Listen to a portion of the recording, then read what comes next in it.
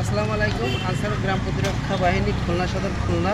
আমরা প্রত্যেকটা দলনেতা প্রত্যেকটা জায়গায় যে জায়গায় চামড়া ক্রয় বিক্রয় হয় তাদের কাছ থেকে অন্তত একটা জিনিস মেসেজটা পৌঁছানোর জন্য যে আসলে আমরা চামড়াটা কিভাবে সংরক্ষণ করব। আর এই মেসেজটা শুধুমাত্র খুলনার জন্য না, টোটাল বাংলাদেশের জন্যই আমি দেওয়া হচ্ছে।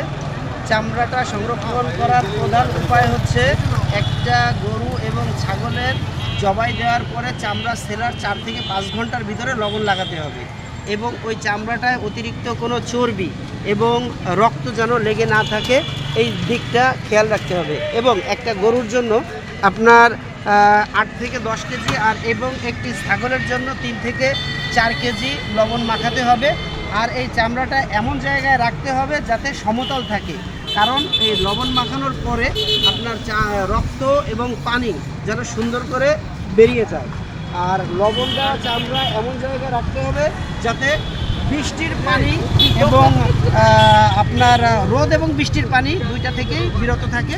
তা আমার এই মেসেজটা শুধুমাত্র খুলনার জন্য না, আপনি একটি শেয়ার করে দিয়ে, এটা আমাদের রাষ্ট্রীয় সম্পদ সংরক্ষণ করলে আমাদের দেশের জন্য উপকার।